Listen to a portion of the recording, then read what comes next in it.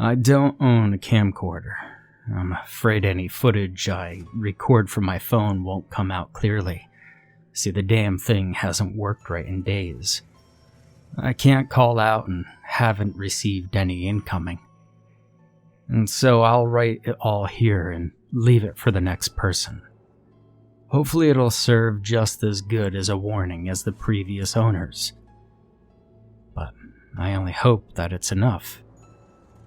If you're reading this, turn around and go back to wherever you came from. You will not survive 32 Backbend Road. Let me tell you the story. About 4 months ago, I closed on this small 2-bedroom, 1-bath home in a quaint little community called Bradmore Creek. I've tried finding it on a map multiple times, but I simply can't anymore. The place is about 60 miles south of Montgomery, Alabama, and you would miss it if you blinked. There's only one intersection that has no light. 4 rust-covered stop signs are placed on each corner, and that is all the traffic safety you get. At the same intersection, there is a small general store and gas station combo, and if you can't find it there, you might as well get ready for a road trip. There's no local police or emergency responders. They all come from the county. All of these things I learned the day my realtor led me out to the middle of nowhere. Some people would have seen this as a deal breaker, but I was actually looking forward to getting out of town. An 8-year-old nightmare called marriage that ended in an even uglier divorce made sure of that. I just wanted to be on my own for a while. So we pulled up to a yard that hadn't been cut in a good 10 years. You would have thought the seller would have wanted it to look a little better. As we approached the door, I saw the realty sign and it started to make sense to me. In big letters at the bottom it read, "Sold as is." I could only imagine what surprises waited in store for me inside if the lawn was this unkept. I was fairly handy though, and at $25,000, I could afford to make the repairs on my own. The wooden steps leading up to the porch groaned in displeasure as we made our way up. The front door had seen a fair share of water damage. The old pine had swollen to the point it didn't want to open. I had to help the realtor force it with my shoulder. Dust puffed up around us as we broke open the tomb. And then we both fell into a coughing fit as the midday sun tried to push back the darkness of the foyer. Directly ahead of us was a staircase that had once been white. The paint chipped and flaked, leaving memories of what it once was on a solid cedar floor below. To the left was a rather large living room, and the ceiling was vaulted to give it quite a bit of height. It had to be at least 12 feet. I called out, "Hello?" just to see if it echoed. I listened as my voice bounced back to me. To the right of the stairs was the kitchen. It was fairly long, but not very deep. It had that gallery style that a lot of older homes seemed to carry. The laminate countertops waved in places, and the cabinets below were missing half of their doors. The upper cabinetry looked as though they could fall at any moment. Hell, the whole kitchen needed remodeling, but the realtor promised me that this was the only room that had this much disrepair. I could only hope that was true. The laundry room was just beyond the kitchen, and there was a door leading to the backyard from there. The appliances would need updating, but the rest of the plumbing and electrical seemed fine. I pulled open the back door and peered out the screen door just past it. A large oak tree sat in the middle of the small plot, and hanging from its lowest branch was a worn tire swing. Kind of reminded me of the one my grandparents used to have. Even though I was sure that old thing couldn't support my weight, I could imagine the weathered rope snapping as soon as my feet came off the ground. I would probably just take it down in case. I then returned to the staircase and the two of us made our way upstairs. I grasped the banner tightly and listened for every creak and moan of the steps. I honestly wasn't entirely sure that I wouldn't fall through them. Once I made it to the landing without incident, I gave a sigh of relief. The door to the bathroom was right ahead, and both bedrooms were to the right. The guest bedroom was on the left side wall, and I stopped in to notice that there was still a full-size bed frame with headboard and a chest of drawers in the room. It was only about 12 by 10 foot, but more than enough for a house guest. I leaned back out and saw the master bedroom ahead. I reached for the dull golden handle and gave it a turn. It didn't want to budge, and again I had to persuade my way in with my shoulder. And I stumbled into darkness. The curtains had been drawn tight, and the sun couldn't seem to pass by them. I pulled out my phone to illuminate my way, and noticed that the room was filled with cardboard boxes. The realtor walked over to the one window while I navigated past the mess to the other. We both pulled the curtains apart to see that the windows had been painted red. The entire room was bathed in the same hue. I definitely have to do something about that. I questioned her about the packed items, and she quickly dismissed the question with, "Just things that didn't get sold at the estate sale. It all comes with the house." Definitely an odd occurrence, but not unheard of. At any rate, how could I pass up on such a good deal? At least, that's what I told myself when I began the purchasing process. The whole thing went smoothly. I had purchased a home before, and I couldn't recall it ever being this easy. The seller didn't even show up to the closing. His attorney handled it all for him. I'm assuming it was a him, by the name Joseph Cleary, on the seller section. So I quickly signed away, Christopher Malone, and the house was mine. The attorney handed me the keys and quickly sorted her papers before exiting the room. I received the lackluster congratulations from my realtor, and a small gift basket of fruit as a home-warming gift. Now all I needed to do was get the house livable. So day one was demolition day. I was actually a bit excited as I stomped into the kitchen with a sledgehammer in hand. Fixing something could give you a sense of pride, but tearing something apart somehow sparked that primal part of a man. 3 hours in and I had removed every cabinet and filled the dumpster with wooden debris. I cleaned up my mess and pulled up a folding chair I had found in the laundry room. I tried to envision what the kitchen could look like. And then a tapping at the screen door snapped me from my daydream. I stood up and walked back to the laundry again. I peered out of the hazy glass of the door, but I couldn't see much. I opened it and found a young boy standing on the concrete back steps. He was just high enough to see through the top portion of the screen. With his matted hair and dirt-covered face, I can only imagine that he was your typical country boy that spent his days running through these fields. He didn't speak at first, and just stared up to me like I was a ghost. I broke the silence. "Hey, can I help you?" The boy looked past me at the house, then back up to me and asked, "Did they tell you what happened here?" Well, I kinda chuckled at the thought of getting to hear the local legend of my new purchase. A lot of places had stories like this. I enjoyed hearing the tall tales of small town folk, so I played along.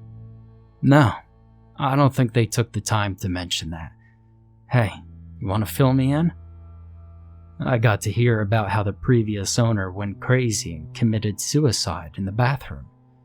Then he went on to claim that his ghost still haunted the house. He told me that the owner of the general store heard noises up here at night, and the people that lived down the road reported lights going on and off at times of the night. Well, I appreciate the warning, I said with a smile. Hey, you want to come in for some lemonade and help me check it out? The boy shook his head rapidly and backed away for a bit before responding. We don't go in here, and I don't know you, mister. Then, with a leap from the steps, he disappeared into the tall grass behind the old oak. I hadn't really thought of how odd my question might seem to a kid I didn't know. I mean, of course, he wasn't just going to come into a stranger's house. And I mentally kicked myself for being that creepy guy. Oh well, I said to the empty house and closed the back door. I picked up my tools and made a once-over of each room to make sure I hadn't forgotten anything. I intended on picking up some new cabinets and returning the following day to get started again. I entered the master bedroom one more time before leaving. In the middle of the room sat one of the dusty boxes, but this time, I noticed it was open. I leaned over, and sitting right on top was an old VHS camcorder. I picked it up and noticed that decay hadn't coated it like everything else here. It still had a tape, and when I pressed the playback button, it actually worked.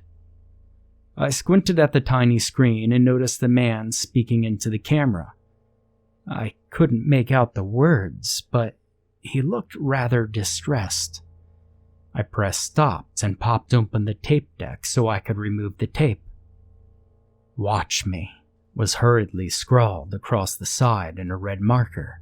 I pushed the camcorder back closed, and I tucked it under my arm, deciding to give it a look once I got back to my temporary living condition, also known as Motel 6.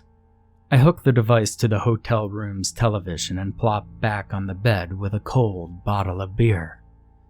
I took a swig as the film began to play. The picture was distorted at first, but the person being filmed obviously made some kind of adjustment, and it became clearer.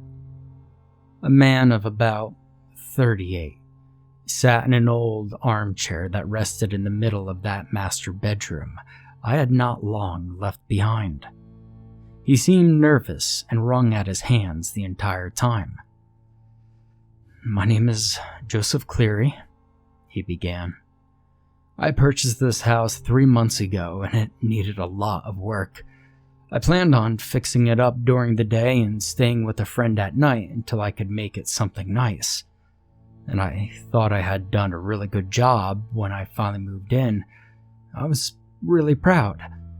Well, my first night here, though, it was different. See, I could barely sleep for all the odd noises this place makes. And I was sure it was just from age of the place, but I swear to you, it isn't that." His voice trailed off as the sound of something shuffling in the background had him in a panic. His eyes darted around the room until the ruckus ended. He cleared his throat and continued. "The next day I woke up and all the work I had done was just gone. I mean, it was like I'd never touched the place. I know it sounds crazy, but I swear to you, if you come in and found this tape and the kitchen was almost destroyed, then it happened again. I have pulled out that rotting wood at least 3 times, and it keeps on coming back." I sat up, finishing off my beer and pausing the tape. The people in that little place must be really bored. They went to do a lot of trouble to scare the new neighbor, I thought. Leaning over, I grabbed another beer from the mini fridge, popped the cap, and sat back to continue the film. "There's something in this house. It keeps making awful noises at night and I can't sleep. I even tried sleeping pills and somehow it wakes me up. Something doesn't want me here and doesn't want this place to change. And if you're watching this, then I didn't survive this place. See, there's something watching me. and it's waiting.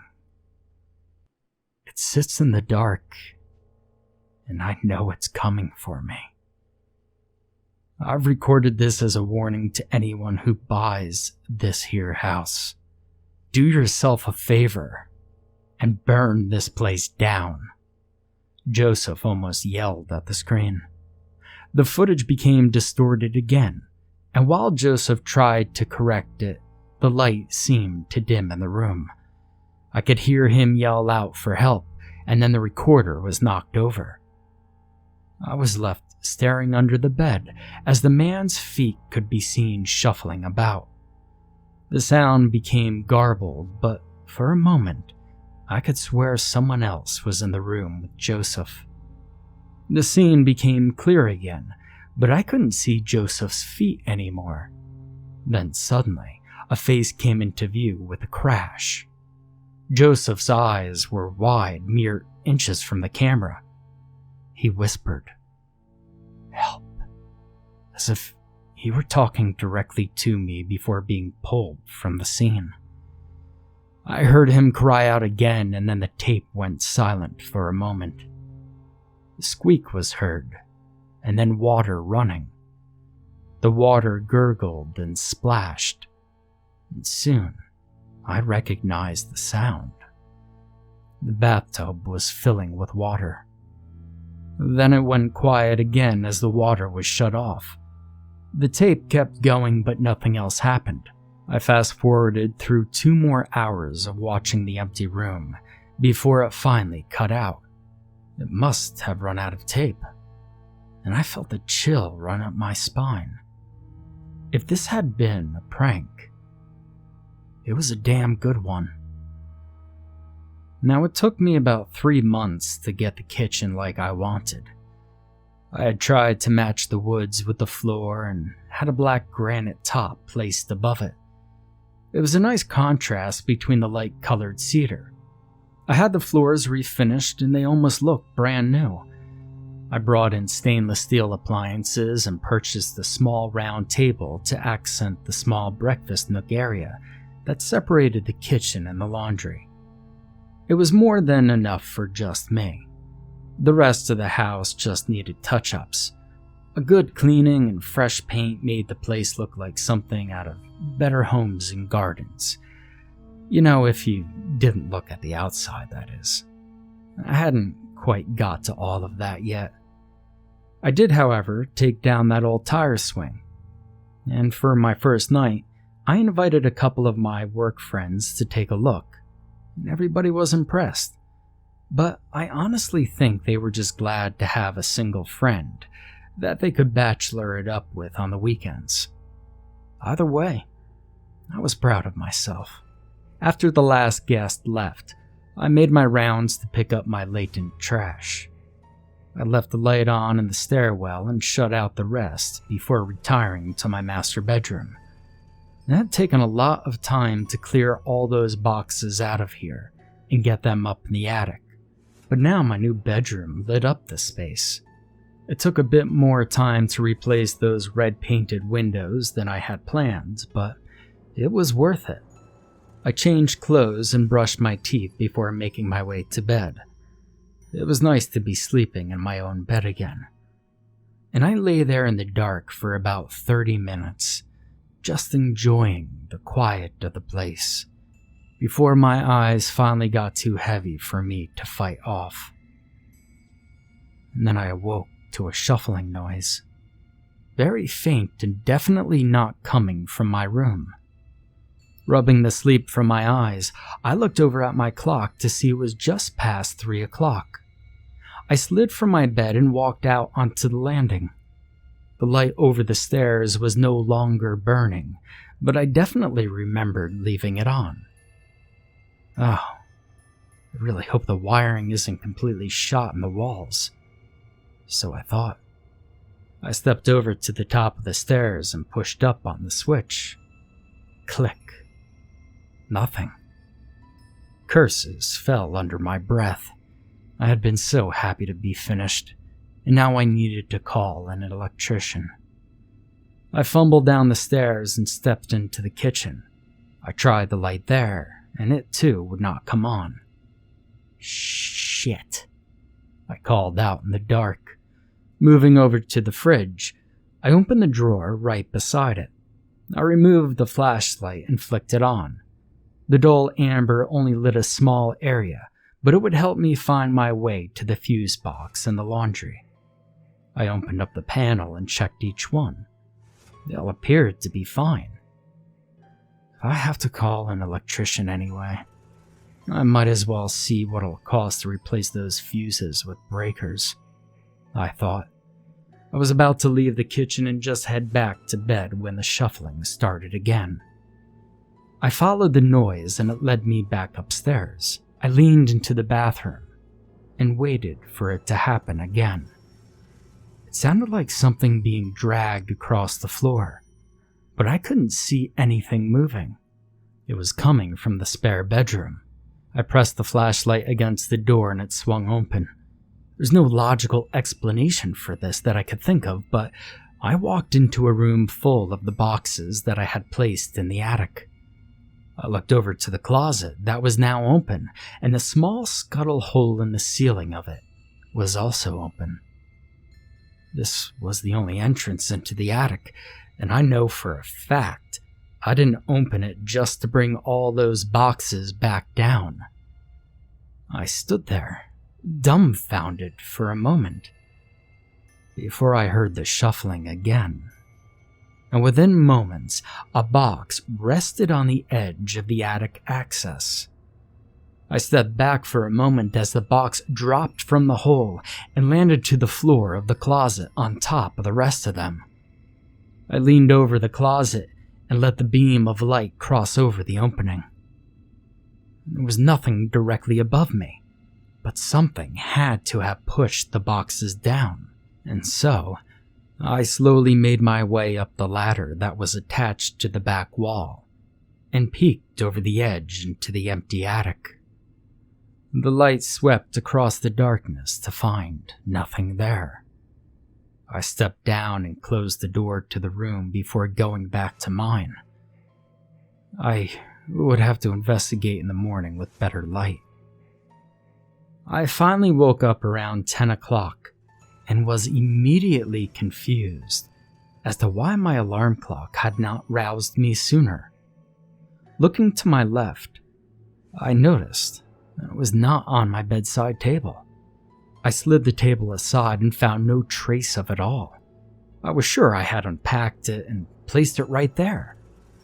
So I scratched out my head as I exited my room and looked over at the pile of boxes in the spare room. I looked at them for a moment, then entered and opened one of the boxes. And inside sat my alarm clock on top of various small household items that I was sure I had already unpacked. It seemed so strange, but I guess with all the things I had been doing, I had forgotten a few items to remove from their storage. I climbed the ladder to the attic again. The light from the window at the far end made it easier for me to see my surroundings. There was nothing there of interest and definitely no sign of activity. The ceiling must be sloped, I thought. I had simply placed the boxes adjacent to the opening, and they must have fallen through. And then, one by one, I returned each box to the attic. I made sure to place them further away from the access this time, and pulled out a few things I would need, mainly my alarm clock. I made sure to close the doorway and descended back into the room. I had been severely distracted with the home remodel that I had not been able to focus on my work. I reviewed and edited articles for a news website. I made it a point to catch up on the last week's worth of articles, and by the time I had finished it, it was late in the evening. I had worked straight through lunch, and my stomach was screaming at me. I made my way to the kitchen and popped open the freezer. Now, frozen pizza wasn't my first choice, but it would be ready quickly. I tossed it in the oven, made me a glass of tea. Leaning against the countertop and sipping on the tea, I thought back to the boy that had come to my back door. and I decided that tomorrow I would take a trip up to the general store and see what the rest of the locals had to say about my house. Then I finished up my dinner, tossing the dirty plates in the sink. I took a quick shower, and then I made my way to bed. Again, I woke up late. Not only was my alarm clock missing, but so was my nightstand. Now that was impossible. I quickly made my way to the next room, and sure enough, there sat all the boxes from the attic. I threw on some clothes and bounded down the stairs. I grabbed my keys off the hook and was rolling down the road to the store in minutes. Now, there were only 2 other vehicles parked outside the little building, and when I entered, I didn't see anyone. I called out a few times but received no response. I turned to go back out and was greeted by a pair of men wiping their hands with oil rags. The one in front was balding, overweight, and bulged in his coveralls. The other was thinner, hid behind a baseball cap, and didn't believe in wearing a t-shirt. "Well, I'm sorry to keep you waiting," the older of the 2 said. "We don't get a lot of regular customers this early. Me and my boy were working on the truck." I hadn't seen anyone working on anything outside, but maybe they meant next door. "It's all right," I replied with a faint smile. "So I'm new to the area. My name is Chris." The man cut me off. "We know who you are. Well, you bought the old Laramie house. Not sure why anyone would want to do that, but anyway, how can I help you, son?" "I'm glad you said that because I really came down here to see what the deal is with the place. Some kid stopped by the other day and told me some wild story about the previous owner going nuts." I laughed a little at the thought. The 2 of them looked at one another for a moment and smiled, then looked back to me. I was asked to sit down out front. It was treated to a real old-fashioned tall tale from a good old boy. Apparently, Willard Laramie built that house a long time ago for himself and his wife. His wife passed away from some illness before the house was finished. Mr. Laramie became secluded, barely leaving the house. He even had a month's worth of groceries delivered to his house, so he wouldn't have to travel out of town. It was no surprise it took almost 3 months for anyone to notice he was gone. Someone from the store started to get worried since they hadn't received an order from him in so long. And so, they had the sheriff go up and check on him. From the way they told it, the old man just must have had enough. The master bedroom had blood splattered all over it. They said it even painted the windows red. He had put the barrel of his shotgun in his mouth and somehow managed to pull the trigger. They cleaned up the rooms, but the windows remained that awful crimson hue. I had been the 3rd person who tried to purchase and fix up the place. The previous 2 supposedly also committed suicide. One hung himself in the attic, and the last one appeared to have taken sleeping pills before slipping into the bath. The official cause of death was drowning, but the county coroner stated it had to be intentional. So I asked them if both of the owners had tried to remodel the house, and I found out that they witnessed truckloads of material head up to the place. But it looked the same the next day. I thanked them for the information and decided to head back home. It seemed like a long drive up the dusty road to my house. I pulled up in my yard, turned off the truck, and I just sat there, staring at the place.